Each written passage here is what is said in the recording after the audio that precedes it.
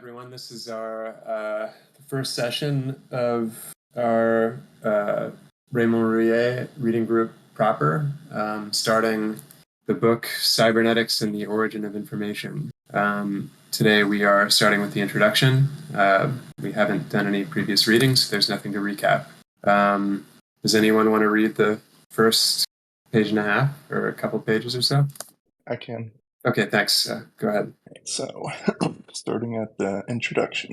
Cybernetics, which comes from a Greek word meaning to govern, can be defined as the science of control by information machines, whether these machines are natural, such as organic machines, or artificial. Cybernetics began in America in the 1940s with the work of various mathematicians, Norbert Wiener, John von Neumann, physicists and engineers, Vannevar Bush, Julian Bigelow, and physiologist Walter B. Cannon, Warren S. McCulloch. In France, at roughly the same time, a similar convergence occurred between the physiologist Louis Lapicque and the engineer Louis P. Couffignol. Simple machines, without creating work, change the force-displacement relation. Clock mechanisms transform the energy of a spring into movement. Motor machines, such as the steam engine, transform chemical energy into kinetic energy. The most characteristic machines of the 20th century, as opposed to the simple machines of the Greeks or the clockwork mechanisms of the 18th century, or the high-powered motor machines of the 19th century, are information machines, high-frequency transmitters which are characteristic of much contemporary technology. Energy, since they radiate it in all directions. They are, above all, machines for transmitting or receiving information. Clearly, there is no clockwork movement in an organic body, and the automata of the 18th century had only a superficial resemblance to living beings. However, organisms include both simple machines and motor machines. The human body contains numerous levers and is driven by the chemical energy of nutrients. Machines, apart from information machines, are like bodies without a head, and they can replace manual workers since all we need from them is their labor capacity.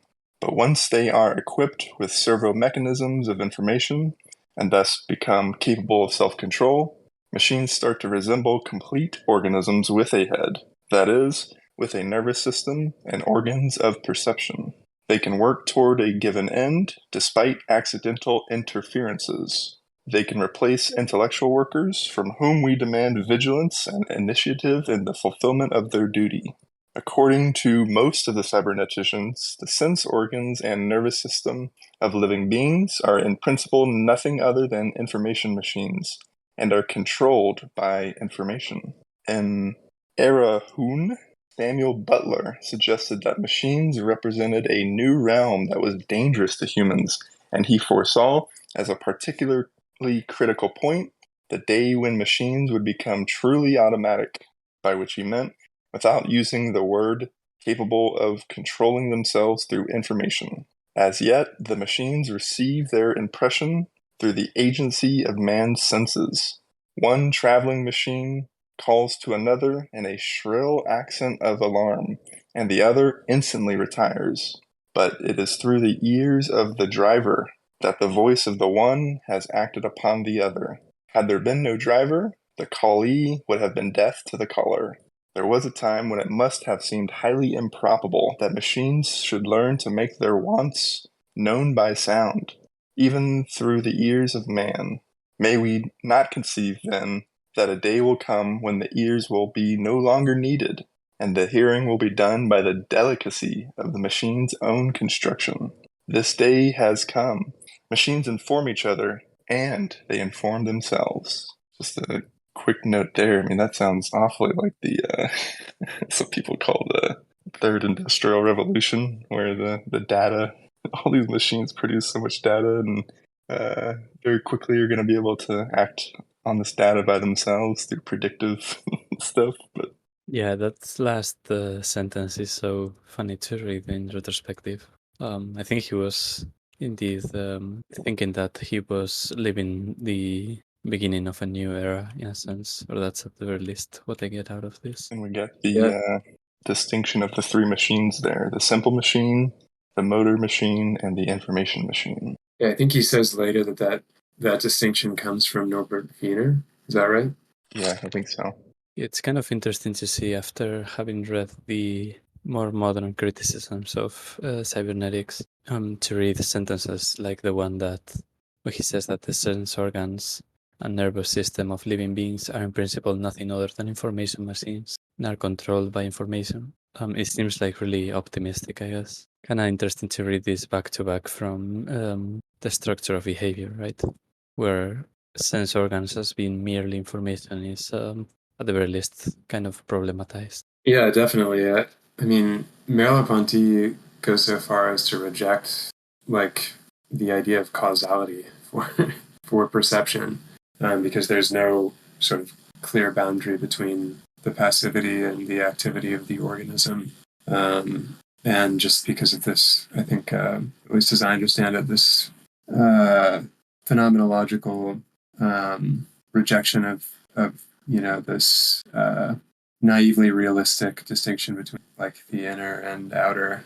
Yeah, I agree with that. It does seem like a very different orientation. And I misspoke earlier, so it's quite interesting to kind of track this through this. But so I think they say the first industrial revolution was like steam and stuff, and the second kind of comes with electricity. The third is more this 20th century where it's automation. And then they're calling the fourth, which will be the 21st, the data revolution, where we're going to have more all this data to use to predict so the machines can act on themselves, maybe. Yeah, that's interesting in light of some of the criticisms the translator Ashley Woodward talked about in his introduction, that Ruyer is going to make against cybernetics and its inability to account for like the creation of information. You hear people talking about like this kind of dead internet theory and like this kind of endless recycling of AI slop. And I wonder if that's something like something that Ruyer would see his own theories as having anticipated. If it's just this, if it really is just like large language models communicating to each other, then if there's no sort of mechanical creation of information, then it would, seems like the only direction to go in from there is towards entropy and noise and just gradual information loss. I think I remember that, and they said something like, if you could stop an overall degradation, you can kind of get into the nitty gritty of the small systems, and they themselves can increase order or something like that. But we'll try to see that in the text. Okay, I can read the next. Let's see. I guess maybe we can just go by sections. It's kind of nice that it's broken up into these like page-long subsections. Yeah, Next section is called such a change of pace from. I guess, right. Yeah, from like if like Simondon and Deleuze are influenced by Raymond Ruyer, it's not by like his clarity of like his clear writing style and presentation of information. Okay, the subsection is called information.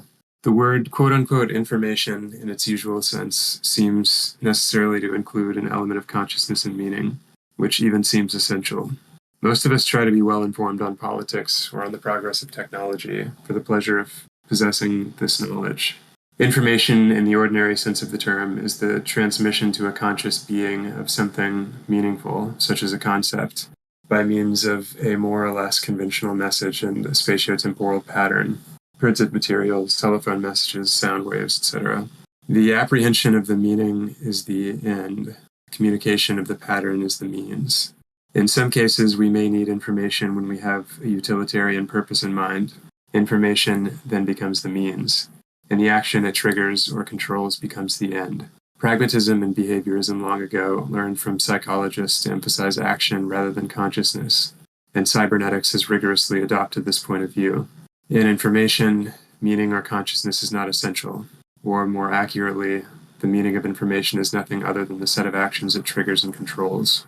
If I say to a man who shares the same office with me, quote, "It's too hot in here, let's open the window," unquote, and the man answers, quote, "You're right, it's hot, hurry up and open it," unquote, there seems to have been an exchange of conscious impressions, even more obviously than there has been the preparation for a movement. Nonetheless, psychology, even classical and academic psychology, long ago recognized that a consciousness that causes no reaction can hardly be called a consciousness. I might be so absorbed in a specific task that I scarcely feel except the excessive temperature, and consciousness appears only at the moment I respond. My body may well have reacted well before my consciousness through mechanisms of thermal regulation such as perspiration, which operate unconsciously. Similarly, when riding a bicycle or driving a car, I will brake when I suddenly confront an obstacle, even before I feel any fear.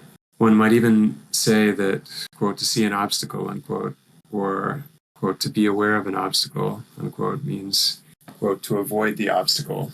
If I'm distracted and I look in the general direction of the obstacle without responding and then crash into it, can it be said that I saw it? If an automaton seated next to me, analogous to the artificial animals of William Gray Walther, detected the obstacle through its photoelectric cell and managed to avoid it, who would have given the better impression of being conscious, the automaton or me? If the room in which I work was air conditioned by means of reflex machines, the temperature device would have been informed of the temperature in the room, and in turn would have informed the heating and ventilation devices. Between them, there was no exchange of impressions, yet the result would have been at least as effective as my conscious reactions. If quote-unquote information in the sense of a transmission from machine to machine is metaphorical, it must be recognized that this cybernetic metaphor seems to contain virtually all the essentials of reality. Any effective communication of a structure can thus, it seems, be called information. It would not be illegitimate to say that the changes in barometric pressure, quote unquote, inform the barometer, or that sound waves electrically transmitted by telephone or radio, quote unquote, inform the receiving or recording devices. Moreover, this objective definition of information, which is also consistent with the original meaning of the word, has the great advantage of making it accessible to measurement.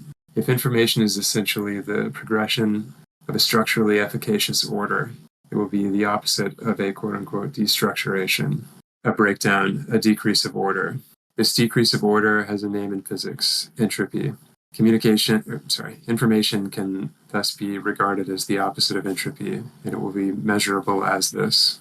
Yeah, so I think it seems like in this, maybe these first couple of sections, he's doing this, he's arguing in this kind of typically mid-century French dialectical style where he's indirectly presenting as his own a position that he's later going to tear down or negate or disagree with, because I don't think that the thrust of his argument in this book is going to be that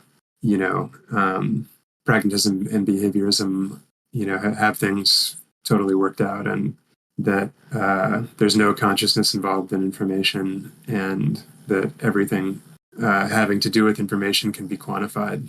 But I don't know, maybe what's interesting to me here, kind of trying to anticipate where this argument might go, is that if we look only at the efficacy of signal in creating some action in the receiver, then from that perspective, maybe information is closest to the kind of cybernetic and behaviorist ideal, which suggests that we may have to look at it from a different perspective in order to grasp the what the translator's introduction called the vertical or the semantic dimension of information. I really like that distinction. It was like the horizontal was the physical dimension, and then the vertical was like the semantic, like you said, dimension. Yeah, that was really helpful for me as well. And you can see how that kind of relates to Deleuze's how maybe Deleuze is going to take up Ruyer.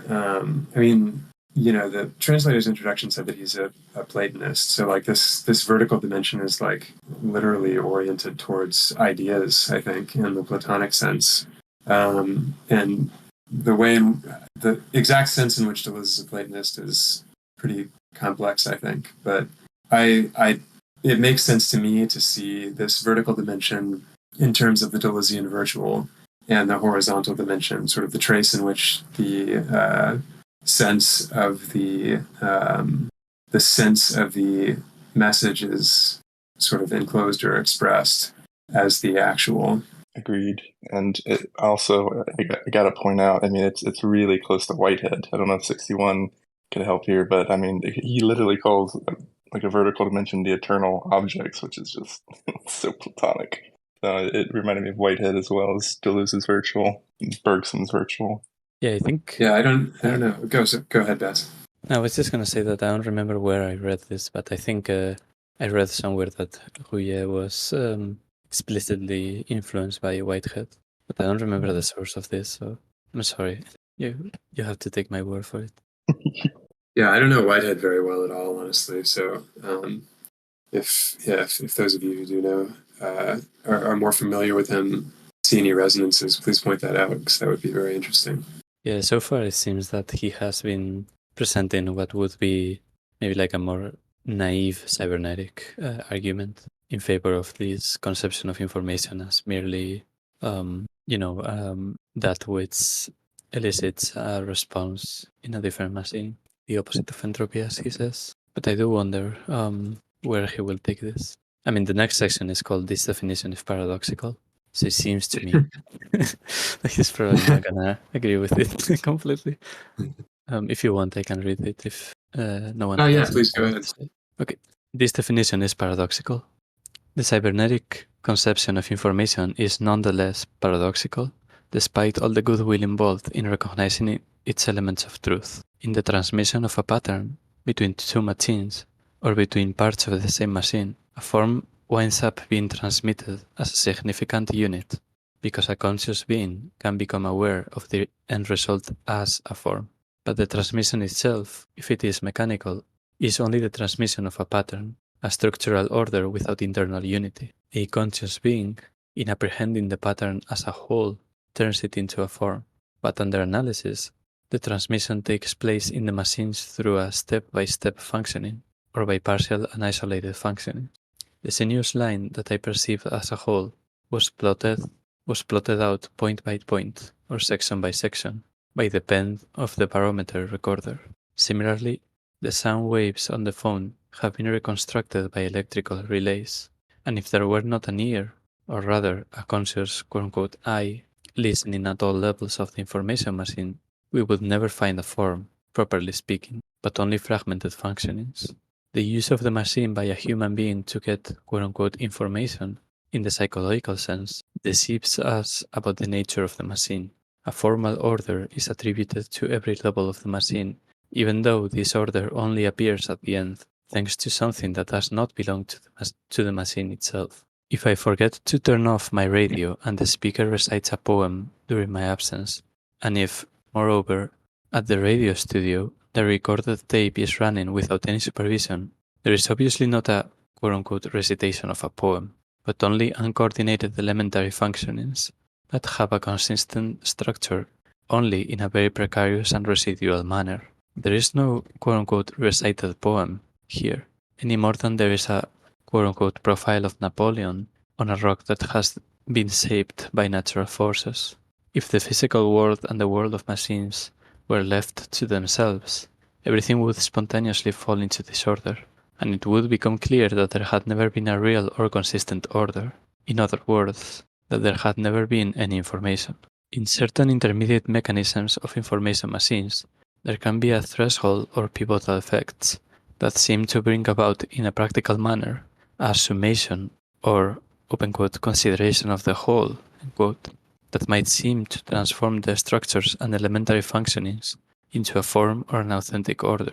For example, the quote-unquote automatic reader created by Walter Pitts and Warren McCullough which allows blind people to listen to Braille, transposes the shape of the letters, which are detected by a photoelectric scanner, into sounds that listeners can learn and identify, just as they learned to identify the tactile sensations of the Braille letters. This device could quite possibly be improved using pivotal effects obtained either by a set of photoelectric cells arranged on the surface, or by a single electron tube with directed flow and a grid screen using surface structures, to make such a device really quote-unquote read a printed text.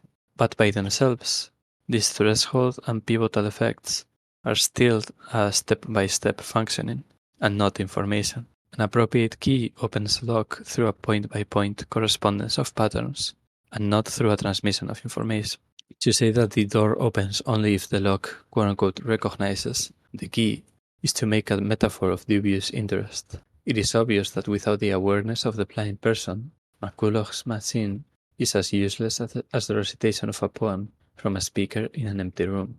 Well, this seems to be a pretty big attack on the previous section. The Napoleon example reminds me of a Hilary Putnam example that he has about the lines of ants that recreate the Mona Lisa accidentally, but we wouldn't call that an actual painting, you know. It seems that they are both going to somewhat similar ideas of, well, this form or semantic content of information being vital to it. It's kind of funny that so far the book has presented the everyday conception of information only to go against it with the naive cybernetics conception, and then only to go against the naive cybernetics conception with, you know, these criticisms. And we are in like 2 pages in. Yeah, it's a pretty fast-paced dialectic. So maybe this is obvious, but it seems like he draws this distinction between pattern, which I guess would be the horizontal axis, the material, which expresses the signal or the information, and then the form, which is sort of the pattern as grasped by a mind. And it seems like there's also a distinction between like a movement that starts from parts and builds up to something that looks like a whole. The step-by-step functioning, or partial and isolated functionings, which is what constitutes the pattern. And then on the other hand, the conscious being's perception of the pattern, which is a whole first, or a whole that's grasped all at once. And for me, that this seems to be kind of a point of overlap with Merleau-Ponty, who is constantly stressing the holistic nature of perception, and, you know, exhaustively presents these experiments by Gestalt psychologists, which show that the perceptual situation is grasped as a kind of a non-decomposable whole, and not built up sort of piecewise by elements. So anti-associationist. I don't know if that distinction is going to be important for him going forward, but yeah, I think it's an interesting one in this section. Yeah, the Merleau-Ponty connection is something that I agree with. I like the distinction that he makes at the end there between the point-by-point correspondence of patterns versus the transmission of information in the key and lock example. I think it's nice to see these cybernetic like metaphors being maybe deconstructed a bit instead of just kind of like blindly following them. Yeah, I agree. And go ahead, Jack. Because Bath is here, I'm gonna hit with this because for some reason this key and lock really reminds me almost of a a move in a language game, like Wittgensteinian too. I remember the translator's introduction getting into the language metaphors as well. I'm gonna try to keep bringing Wittgenstein in as well. Yeah, I thought it also came to my mind with the correspondence, right? And that difference between a mere correspondence on one hand and the actual transmission of information But this is just like kind of a loose connection, but it reminded me a bit of the limitations of the correspondence theory of meaning. And then you get into the actual language games, that involve recognition of something, of the form, so to speak. But that's just a bit of a loose connection. Yeah, I dig it. But yeah, I thought the same thing. We have been infected by the Wittgenstein virus. So in some of the stuff that I've read about Ruyer's other work, it seems like he attributes something like a kind of consciousness, like maybe an instinctual consciousness, certainly to like an embryo in the process of embryogenesis, and a kind of finalism. So like one of the things I was reading actually in a book that I'm reading about Deleuze was talking about Ruyer, and he compares the embryo to an artist who's completely absorbed in his work, so that like the idea of the work and the action of the work perfectly coincide, and there's sort of nothing outside of it. And I think that for Ruyer, this is true for things like water molecules and like subatomic particles in a way that I don't fully understand. But I guess I wonder what the distinction for Ruyer would be between some kind of like the absolute form of like a water molecule, and which seems to have this kind of some kind of finalistic sense of a whole in some mysterious way, and this piecewise construction of a signal by a machine.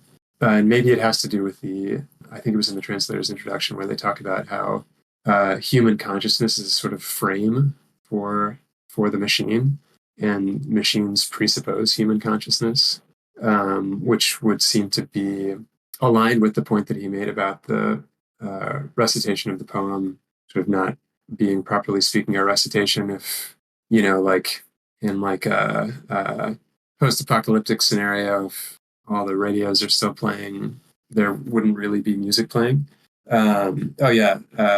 The point that's in the book that I'm reading. So the book is by Christian Kerslake. It's about Deleuze and the unconscious. It's a pretty interesting book about like Bergson's theory of instinct, Jung, Pierre Janet, and Deleuze and Freud. And he talks about Ruyer's notion of this kind of instinct of the embryo. And Ruyer describes the embryo as being like an artist, which is completely absorbed in its task, but it has a kind of consciousness. I think somewhere Ruyer makes the point that finalism can't be the exclusive province of the brain, because the brain itself is produced by an embryo, which does not yet have a brain. And I don't really understand this aspect of his thought, but I know that it somehow involves natural phenomena having some, however dim or unconscious or instinctual sense of purpose.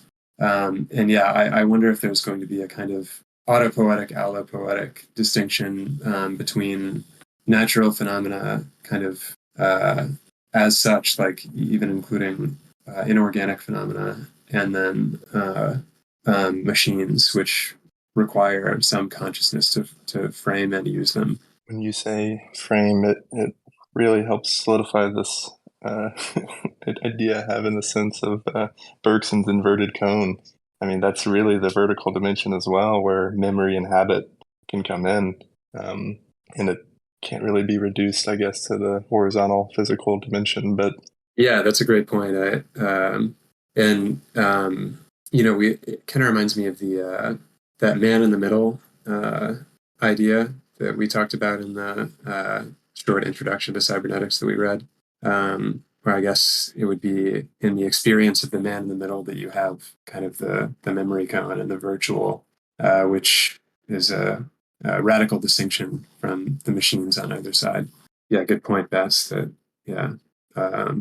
Advances in embryology would probably be very interesting to cybernetics, because because of this kind of very complex sort of feedback and development process. I don't know that much about embryology, but it does sound the stuff that I've read is very interesting. And like you read about like one thing we talked about in the Simondon reading group, for instance, was if you break off basically a piece of an embryo early enough in the process of development, it's not that it doesn't form like a frog that's missing a foot.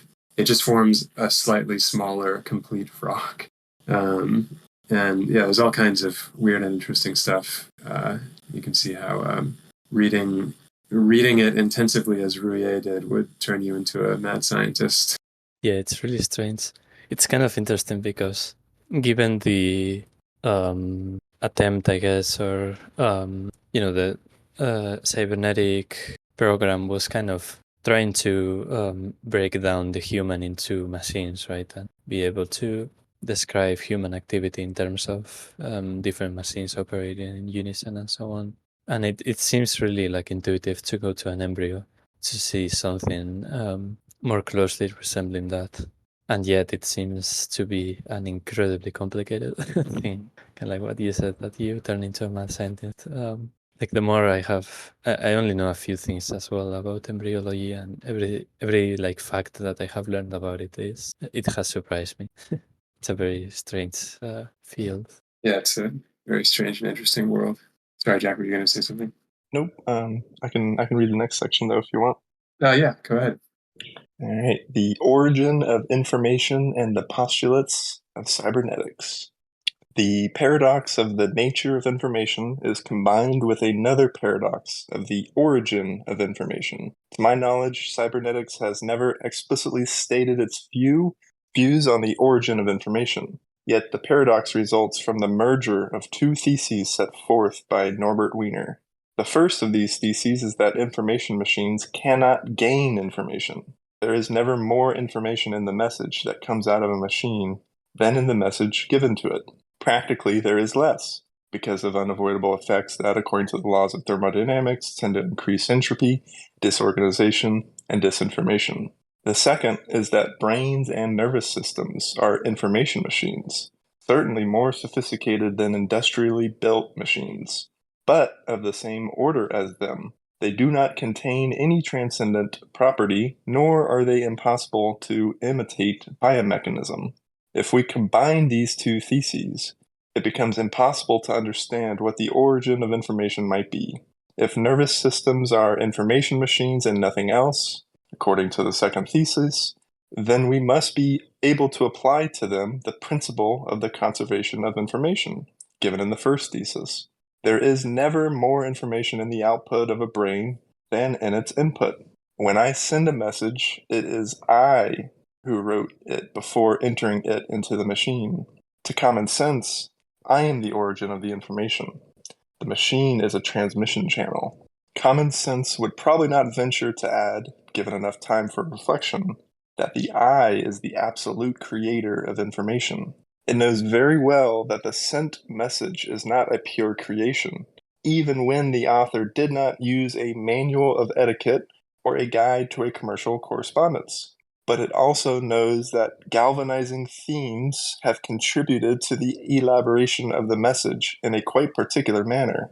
The I is not an absolute origin, but neither is it a simple organ of transmission. In the elaboration of even the most unassuming message, one can clearly see that it is not simply a matter of allowing the brain to function.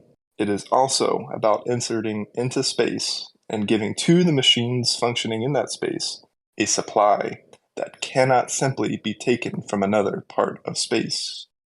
I'm not sure if this idea will be spot on, but it awfully reminds me of Aristotle's entelechy, this notion of like before the artist begins a sculpture, he already has the sculpture kind of in mind or something like that.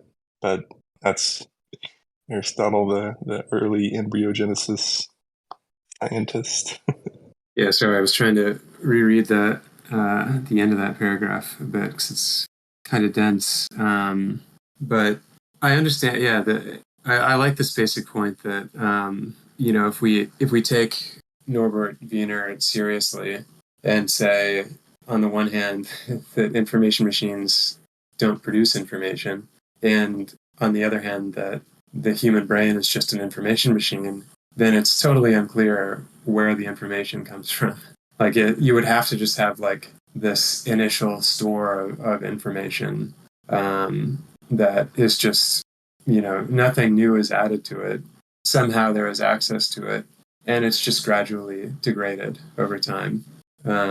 Which, yeah, just it doesn't, I mean, that idea seems incoherent. But the alternative would be just that, I guess that you can't explain where the information comes from.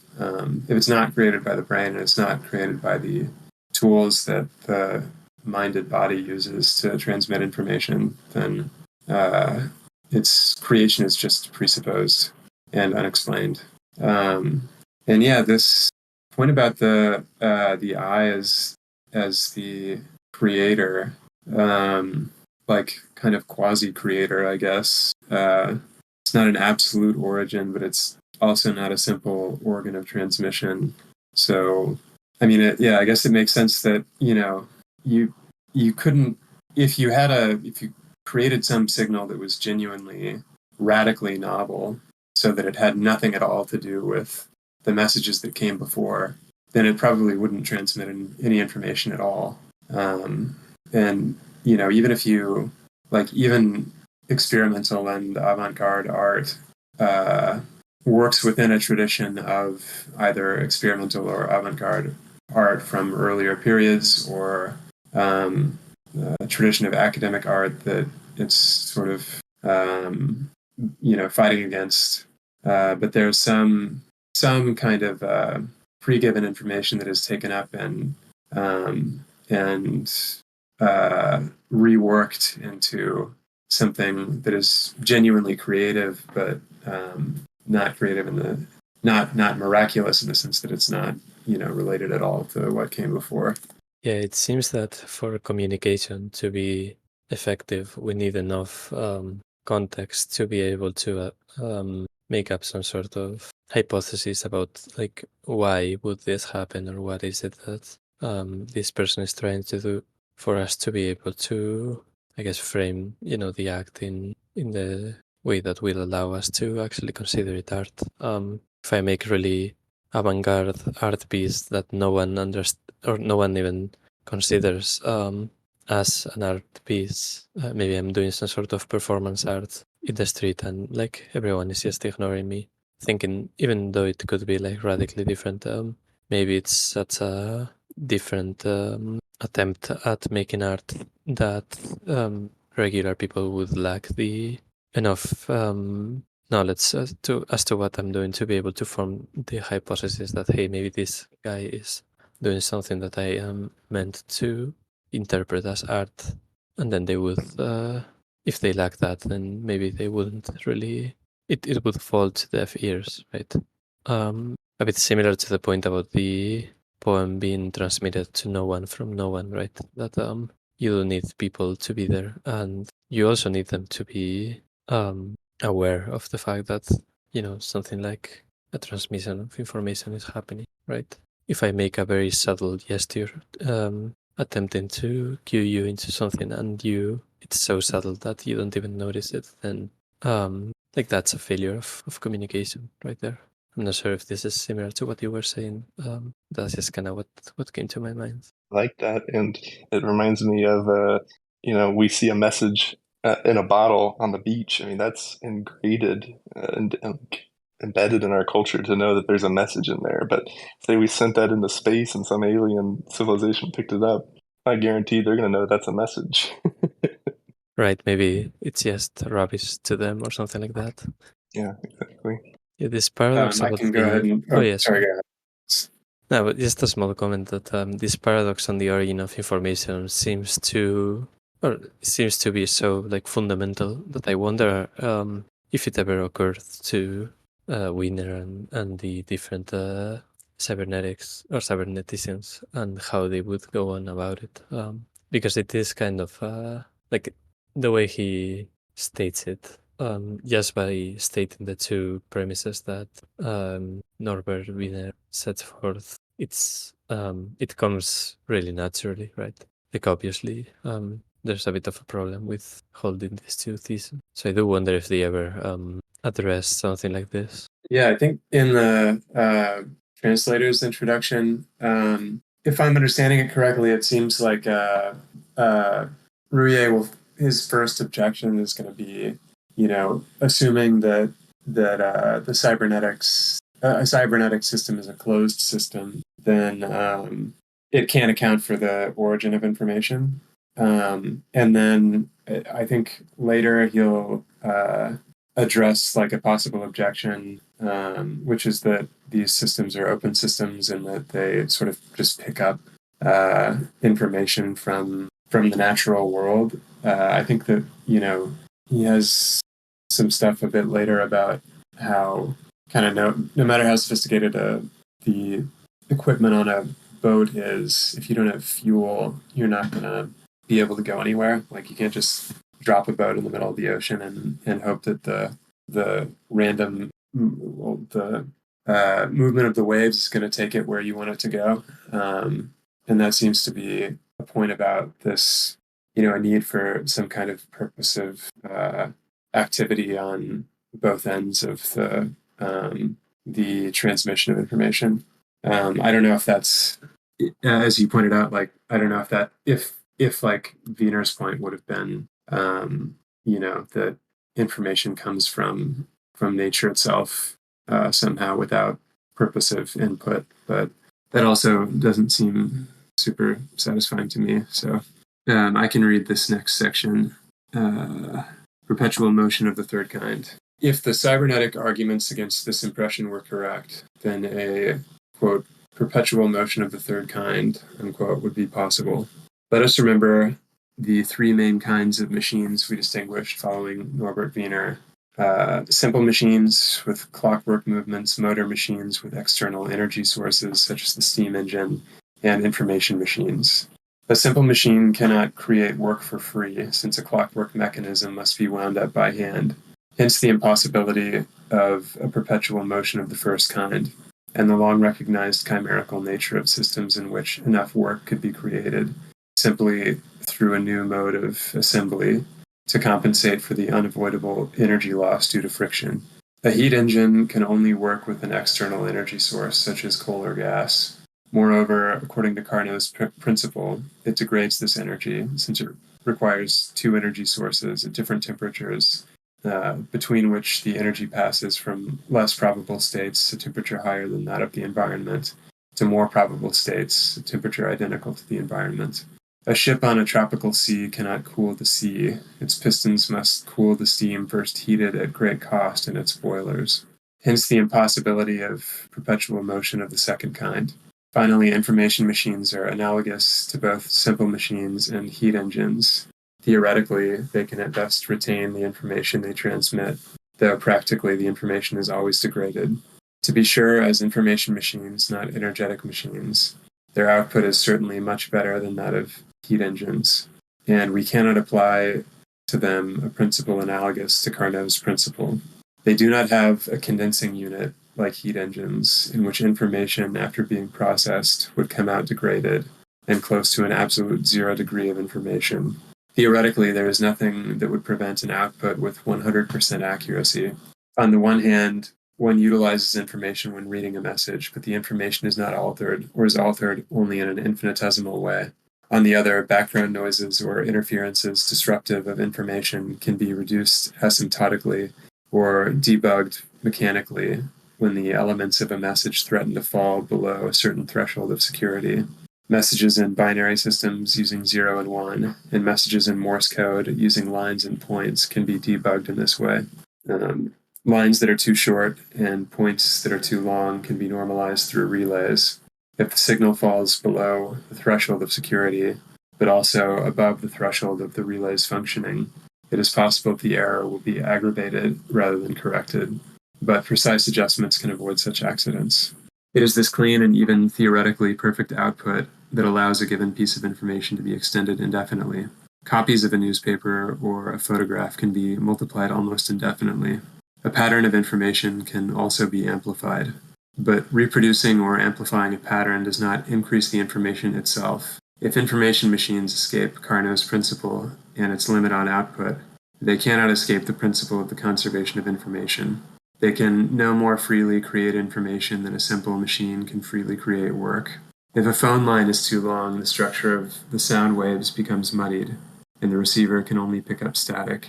While suitably spaced relays can avoid this nuisance, no conceivable system can avoid putting a clearly formulated message into the line. A telephone receiver can no more start to talk on its own than a wheel could start to move on its own simply because it has been attached to an axle. Similarly, it would be impossible to send a telephone message by automatically sending an emission of quote-unquote static that would progressively transform itself into a message at the receiving end, just as it would be impossible to set a boat in motion on the sea by relying on the lucky coincidence that water molecules striking the stern of the ship would do so at a speed that was constantly greater than those striking the bow. Strictly speaking, it would not be impossible for the static on a phone or radio to reestablish a local detail of information that had been previously lost in the background noise. Nor would it be impossible in an electronic calculator for an amount erroneously subtracted from a sum by a malfunctioning switch to be added by the malfunction of another switch in a subsequent stage, which with the second error correcting the first, just as it would not be impossible for a microscopic particle to travel from A to B simply by relying on molecular agitation. But it would be unwise to rely on these kinds of fluctuations to produce a message or to travel across the ocean. Travel requires coal or oil. A ship equipped with highly sophisticated machinery but without combustible fuel is not enough. To send a message, an information machine, admirable though it may be, is not enough either. It needs human beings to feed it, that is, to provide it with messages to transmit. If these human beings were of the same type of machine as those they were feeding, if they could not create information, we do not understand how messages could be sent.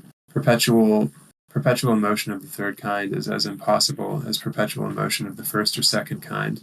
What is it in information machines that plays the role of coal or gas in heat engines? The purpose of this book is to answer this question. So yeah, pretty kind of, in light of the stuff we normally read in this group, surprisingly straightforward argumentation here that in the same way that you can't get perpetual motion in, a simple kinetic machine, I can't remember, a simple machine, and you can't avoid the second law of thermodynamics when you're using something like a heat engine. The equivalent for information machines is the principle of the conservation of energy. So you need an input of some kind, which can't be just relying on static or noise to spontaneously generate its own signal, in the same way that you can't just, if you want to take a boat across the Atlantic Ocean, you can't just just get on the boat and wait for the waves to take you there. I think that the creation of energy is obviously going to have something to do with human consciousness. And I think the virtual, I think that's going to be an interesting analysis, just trying to see Deleuze's and Bergson's virtual at play here. Yeah, that's a good point. That's definitely how I'm making sense of this strange idea of absolute forms. Yeah, like Bats was saying earlier, I like these thinkers who, like Merleau-Ponty or Simondon or Ruyer, who very closely analyze the real sort of problems with the kind of popular technical understanding, and then suggest something it's like sounds totally bizarre to common sense, and yet, like, in light of their argument, is strangely plausible as the resolution to this problem with the postulates underlying cybernetics, for instance. Sort of like in Logic of Sense, Deleuze, points out these paradoxes and sort of problems with circularity of grounding and formal logic, and there's like, and that means we have to turn to like speculative psychoanalysis to resolve these issues. Argument structures like that are fun.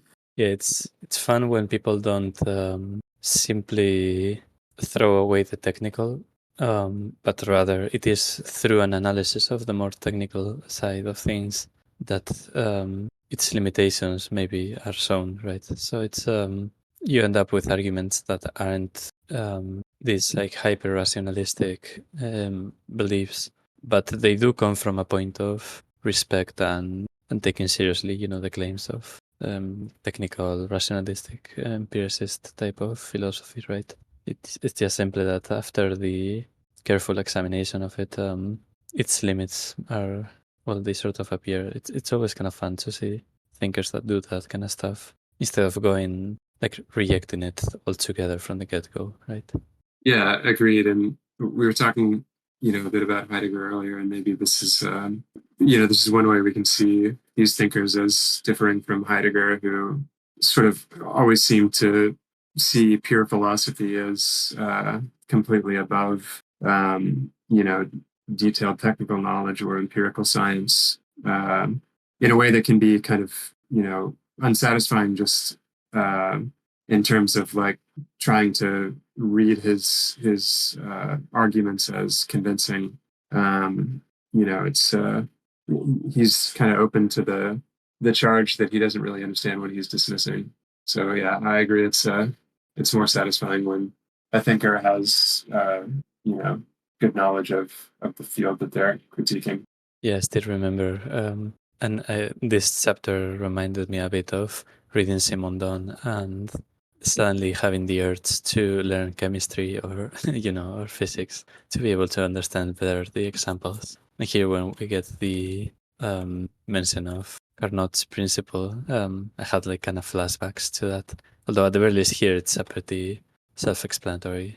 And I guess in Simondon as well, usually. But it's still, kind of funny that these philosophers will pull from so many different scientific theories that you end up getting into like deep rabbit holes of just learning science to be able to understand the argument. Yeah, absolutely. I spent a lot of time trying to understand like Louis de Broglie and the double solution, like Simondon's approach to quantum foundations when we were reading Individuation.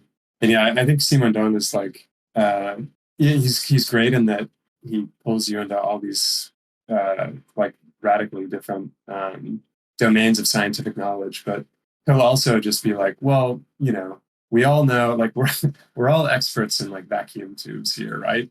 So like assuming that, like here's my detailed ontological argument, which presupposes all of this mechanical engineering background, which can be difficult to keep up with. But yeah, I also enjoy these authors for the reasons you mentioned. Would someone else like to read the next section?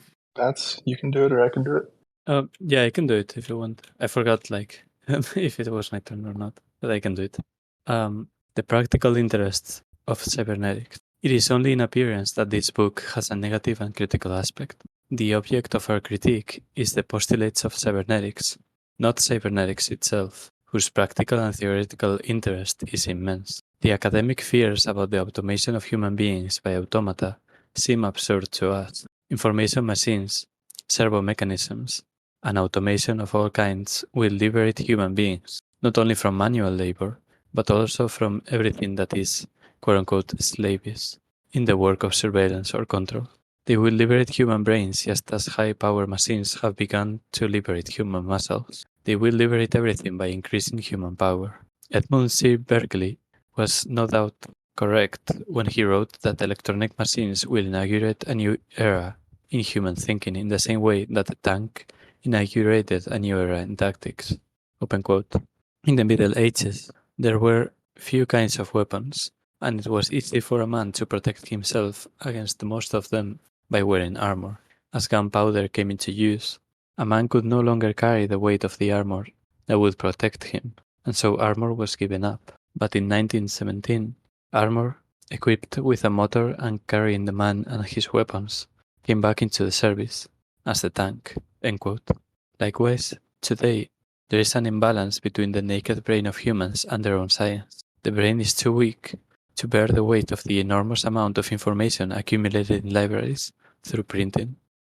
Only motorized brains will be able to utilize this accumulated information and make it viable. The era of the intellectual foot soldier is about to come to an end. Berkeley was thinking particularly about calculating machines, but industrial automata will help humans even more to bear the weight, not only of their accumulated information, but also of their accumulated technologies. Bergson, meditating on the accumulated weight of material technologies, wrote that, open quote, "This enlarged body awaits a supplement of soul," end quote. But this body of machines first waits to be perfected and neutralized by servomechanism. It is then and only then that humans and the human soul will be freed from the mechanical body of civilization, whose functioning will become as unconscious as the physiological functioning of a healthy organism. In a civilization where machines are starting to reign, but where servomechanisms do not yet exist, humans must themselves play the role of the serf, quote unquote, the servant of their machines. The harshest slavery, as George Friedman noted, coincides with the beginning of automation, when the machine imposes its own pace on the worker. Thanks to information machines, which have been added to power machines like a head to a body, the very brains of humans have finally been liberated. A single human brain, in relation to the incomplete automation machines that it has to operate, is as insufficient as the brain of the gigantic reptiles of the Mesozoic era in relation to their huge bodies. The balance can be restored if, in front of power machines, there is no longer a naked human brain, but the human brain plus information machines capable of playing the role of what, in nervous systems, performs automatic regulative function. The relation naked human brain divided by weight of the organism plus weight of power machines, or the ratio between the two, I guess, is no better for humans than for microcephalic reptiles. But the relation brain plus automatic information machines divided by or in ratio to power machines tends to restore on a higher plane the good situation of the humans who has not yet become a vertebro machine. Quote unquote vertebro machine. To be sure, Bergson's wish has not yet been fulfilled. This open quote supplement of brain unquote is not a quote unquote supplement of soul. Unfortunately, it is not yet the case that a steam or atomic energy is self-controlled by servo mechanisms and automatically guided towards wise and unreasonable uses. Automatically guided towards wise and reasonable uses. But the supplement of the brain is already a highly significant good, and it is a primary condition for supplement of soul. The human being who is freed from servile labor, whether cerebral or manual, at least has the opportunity to cultivate themselves and dominate their own destiny. Self-regulation for a living being is not wisdom, but it is the condition for and the beginning of wisdom. The complete automation of industry is only the continuation of the very long evolution that has already automated the higher organisms. It leads to the replacement of physiological machinery by industrial machinery, to the elimination not only of the hand and the muscles, but of the cerebral circuits that control them. In fairy tales, mysterious hands appear to be indispensable for carrying magic torches. In stylized torches, sculpture hands still carry the lamps. The doors of our apartments still have handles, and our electric lights are still controlled by switches that need to be maneuvered. But in a civilization where applied cybernetics will reign, lightning devices will illuminate themselves with the quote-unquote information of photoelectric cells. Doors will automatically open in front of us when we unknowingly cross an infrared beam. Human hands will no longer have to intervene in the apparatus of civilization, just as the eye consciousness will no longer have to intervene in the functioning of automated organic devices. The tool will still seem to extend the kinesthetic.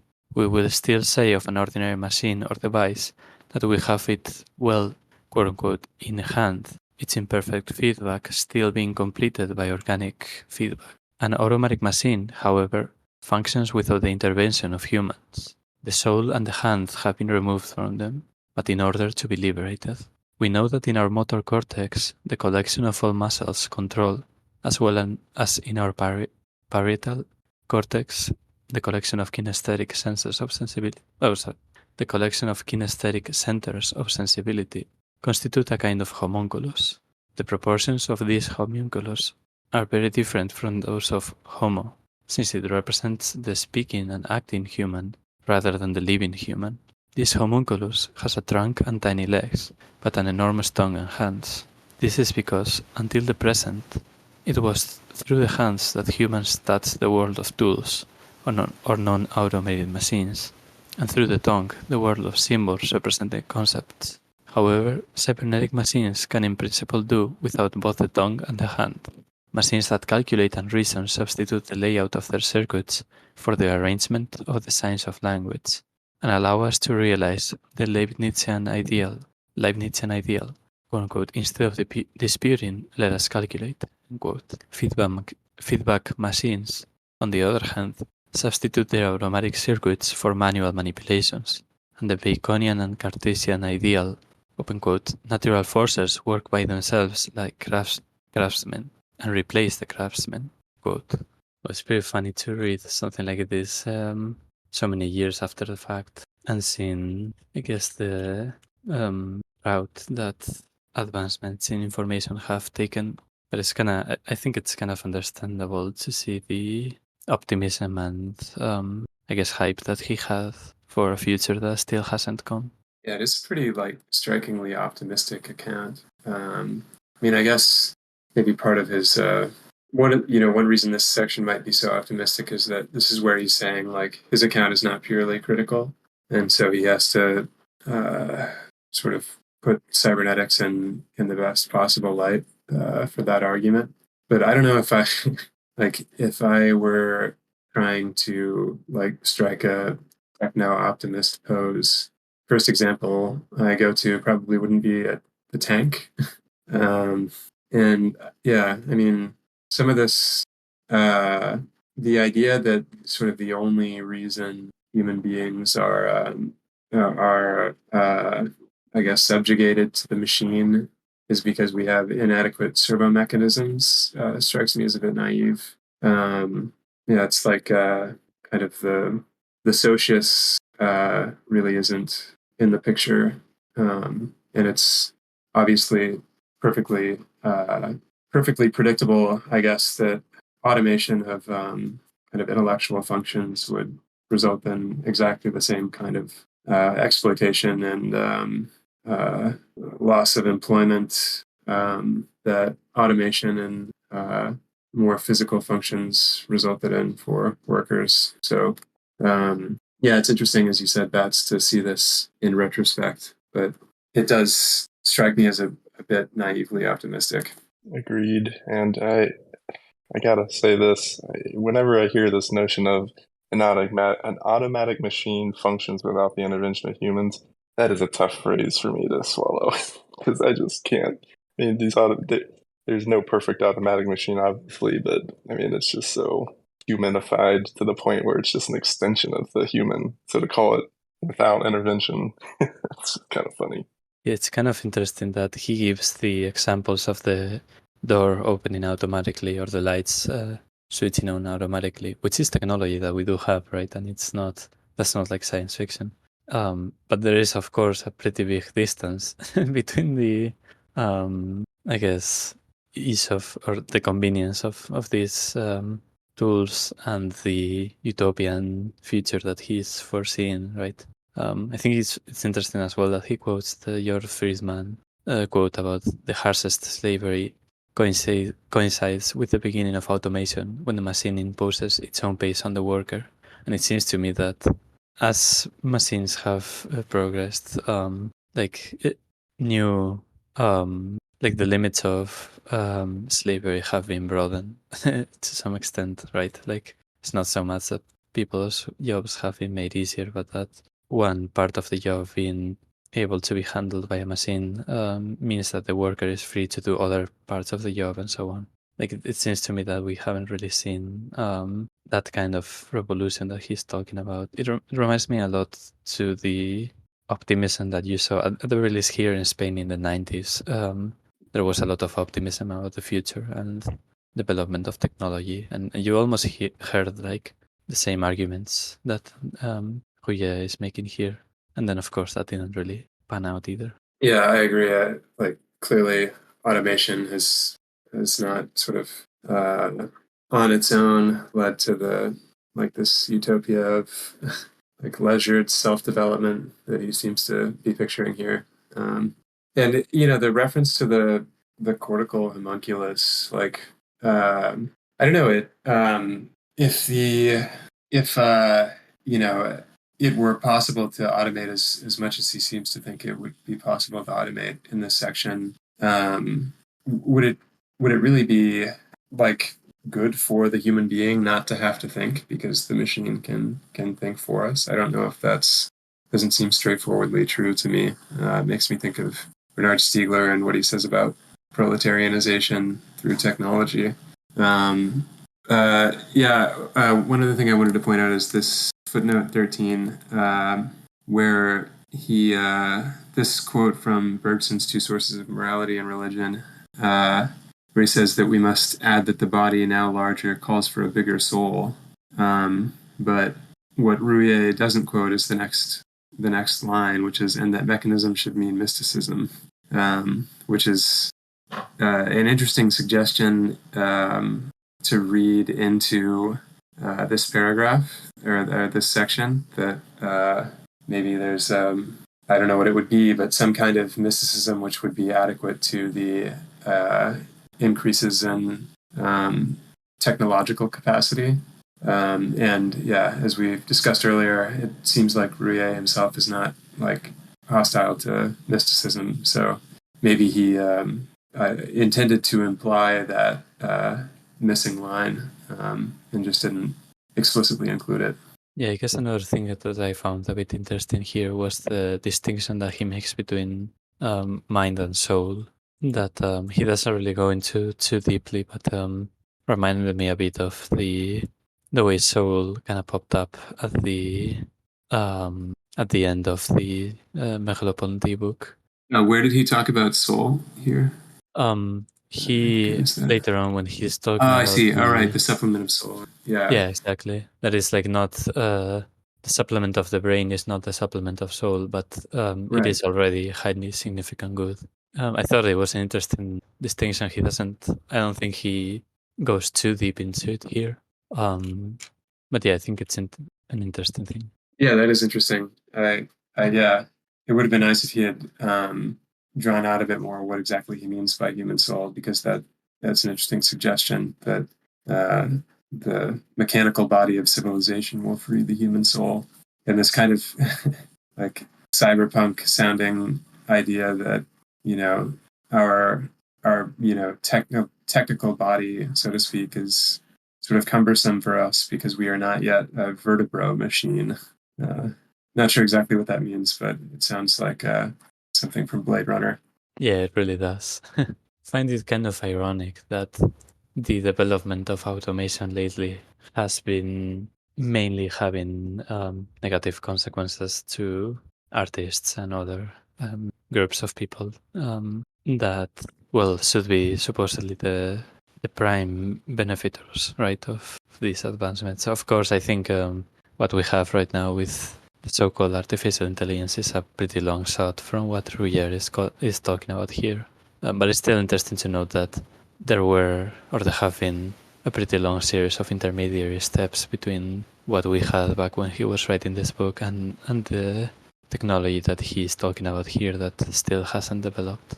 And it seems that in these steps, we are pretty far from the utopia he's talking about. The two questions should be automation for what and for whom? Yeah, and yeah, the art thing is a great example. Like it's sort of the opposite of what he's predicting here. Like there's that quote that you all have probably seen on Twitter from I think it's from some artist saying like, I wanted automation so that machines could keep my house clean and do my laundry, so I would have time to work on art, not machines to make the art so I have time to work on my laundry. and it's sort of gotten the opposite. That's good. So I would like to suggest that we've gotten 10 pages in. We usually get like 8 to 10 pages. So just because Nan's not able to join today, in the interest of not getting too far ahead, maybe we can call it like 15 minutes early this time, if that works for you all. Yeah, works for me. Yeah, sounds good. Okay, great. I also have to pack for an international flight tomorrow, so appreciate some the extra time.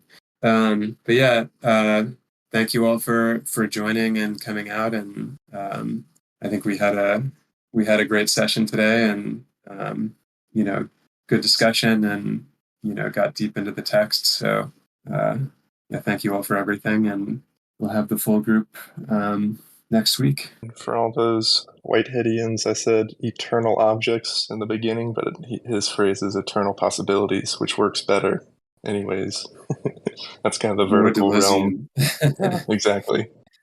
Okay, well, yeah, thanks everyone. Have a good week, and talk to you next week.